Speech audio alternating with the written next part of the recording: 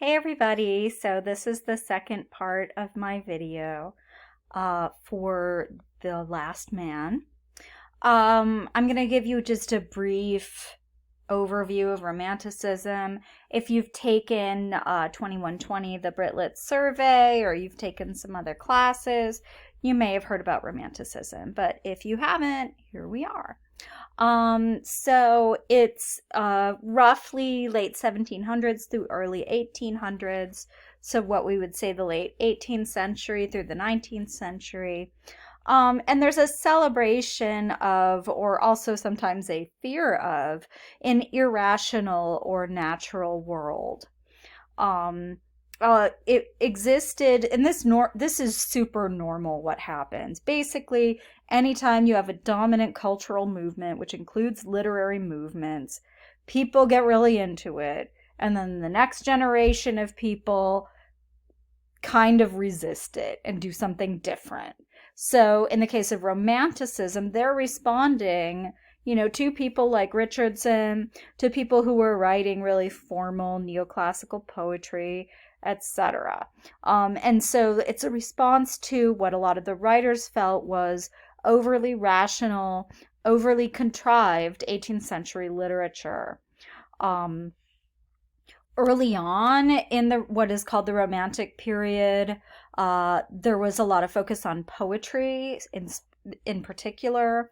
But later, as the movement kind of gained momentum, you saw more focus on poetry and novels. And you have writers like, if you've ever read William Wordsworth, Samuel Taylor Coleridge, Percy Shelley, John Keats, and Lord Byron. I always say Percy Shelley and Mary Shelley because there's two Shelleys. So if I use a last name, it doesn't mean anything. And if I call her Mary, it's only because there's two Shelleys. You don't tend to use the first name of a writer, I guess, unless you're talking about two writers who have the same last name at the same time. You could also use, well, anyway. So some of the most famous novelists of this time,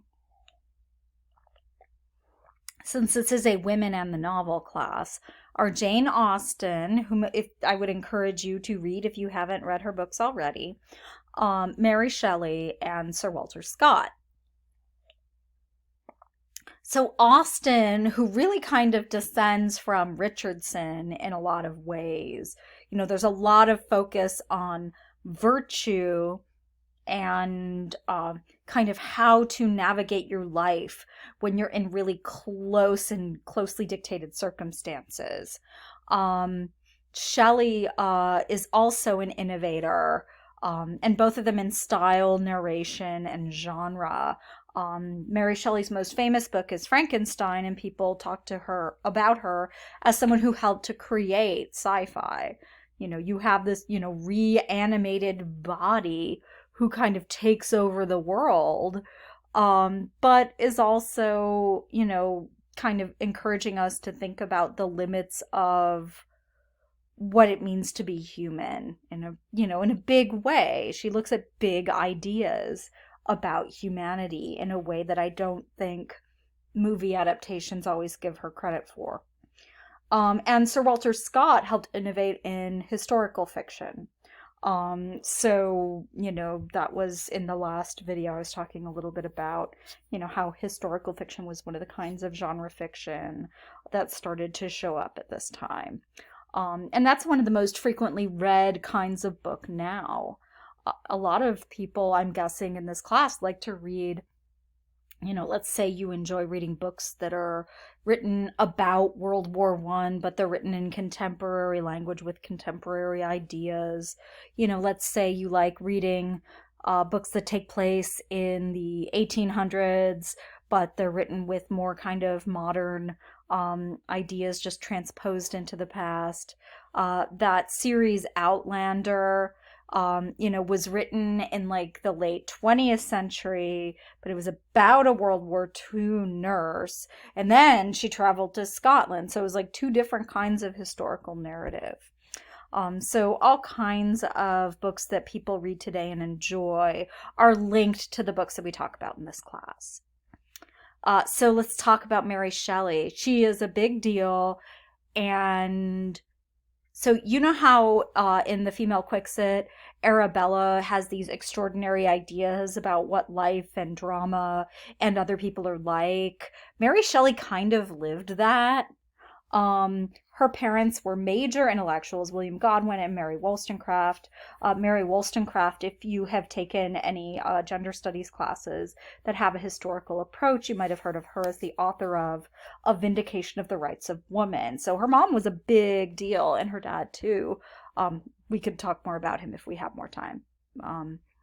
But her mother died in childbirth with Mary. And of course, her father was sort of left to be, a philosopher type dad molding this little girl.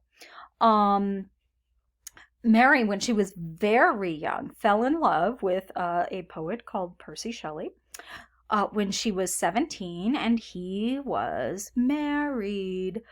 They would meet up at her mother's grave. So her mother, this like famous proto-feminist intellectual, that was their hookup spot. And apparently, this is legend. We obviously didn't see this, but apparently they consummated their relationship by where her mother was buried. So that happened. That's, like you can't make that up. Or can you? She ran off with Percy to Europe because obviously if he was married, she couldn't really hang out with him in public. They ran off together and Mary came back pregnant. They did get married because when she was 19, Percy's wife committed suicide, which is, yeah, I mean, her whole life is kind of a content warning, so apologies for this content. They had 3 children that initially, and they all died in infancy. This was a hard time for infant mortality. If there were any kind of heritable health issues, that would also have been harder to detect before you have kind of some of the advances we have in genetics. Their 4th child did survive, so they did have a son who was their legacy. One dark and stormy night, as the story goes, Mary Shelley, Percy Shelley, Lord Byron, the other romantic writer, there's another writer as well, they had a story writing contest to pass the time. And Mary Shelley wrote Frankenstein that night, so she won. And we all won, really, because we have Frankenstein now. So let that be a lesson. More story writing contests when the power goes out. They didn't have power. They just had a contest. So in 1822, Mary was 25-ish. Just a heartbreaking event for her. Percy drowned in a sailing accident. There was a lot of other drama happening. This was not a set of totally monogamous and non-drama filled people. Not even everybody was straight. You can read up on this circle of people. Mary Wollstonecraft Shelley, Lord Byron, and Percy Shelley are kind of central figures in it. Mary asked for Percy Shelley's heart to be cut out and given to her. She kept it in a box with her for the rest of her life, and I put metal AF because it really is. I mean,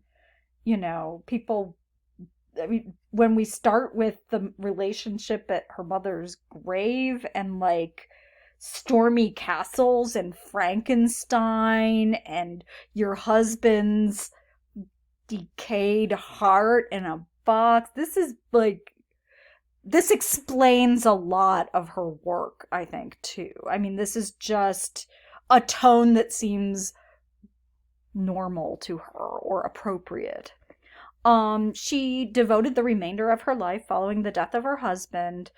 She wrote, and she was a wonderful writer. She helped keep his memory alive as well with making sure, his papers and things like that were published and, the things were reissued.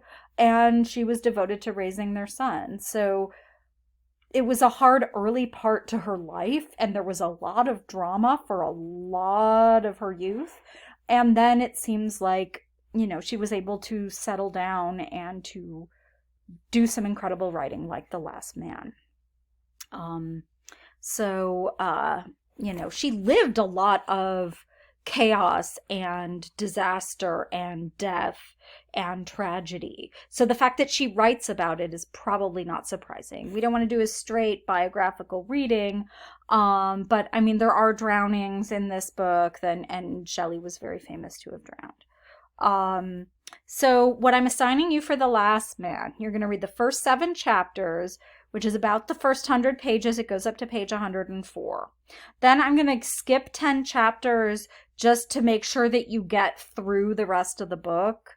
But you can read plot summaries if you want of those intervening pages, or you can, just skip ahead and kind of pick it up. So you're going to read the first 100 pages, then that's chapters 1 through 7, then chapters 17 through 30. So that's like the couple hundred pages. So you've got about 300 pages total, which is about the length of most books. And it will flow much more quickly than Clarissa did. It will flow probably as quickly as anything except for maybe Tide with the Woman of Color in terms of accessibility and readability. Shelley herself, I mean, she wrote Frankenstein in 1818, and this book, it sort of innovates the apocalyptic novel or the dystopian novel. We have a story here of 21st century Britain. It's written in the early 1800s, but you've got an abdicated king, you've got orphaned children, a narrative of love and political intrigue, and this dystopian nightmare that ends in only one man remaining to tell the story following a long plague and a climate change disaster. How could I not assign this?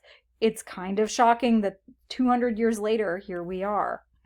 Genre, in terms of books influencing it, you've got The Blazing World by Margaret Cavendish, which was an early sci-fi fantasy type book. Robinson Crusoe, Daniel Defoe, which is famously about a feeling of isolation and shipwreck. Paradise Lost by John Milton. You have the story of the first people, and here is the story of the last person. And then other romantic writers' works. It's hard to say there's direct influence anywhere except for Paradise Lost, which is super obvious, and the romantic writers. But it's okay to look at books as connected, if not directly consequential. Later books, I would say, and films, I would say 2001: A Space Odyssey, I Am Legend, Planet of the Apes, Moon. These are all films that look at lastness, that look at terrifying future possibilities, or that look at solitude, that look at silence and quiet, and one of them even has a dog. You have Pale Horse, Pale Rider, which is about the influenza epidemic by Catherine M. Porter. That's an amazing novel, and it is also about kind of like this fear and plague and that inescapability. The Handmaid's Tale, again, we have this, like dystopia in the form of childlessness and the inability to reproduce. You also see it in Children of Men, the film from a few years ago, which is worth seeing, certainly. It's this panic about not being able to produce subsequent generations. There's a lot to say. These questions I'm not going to go through now. They are on this Google Doc. So read through them, click through, and you will be able to, I would like you to annotate 3 out of 4 of the questions. So just to recap, final checklist. Analytical essay completed. Past and present essay, most people are finishing that up. Google Docs annotations, we got 1 left. You'll get an A if you get it all done. Final reflective writing and adaptation assignment, I'm showing you now, or not right now, but in a minute. Slack participation, pretty much everyone's close to completing this. Again, get your full credit there, cross that finish line. Surviving is thriving, and you are going to be fine. Take care, everybody.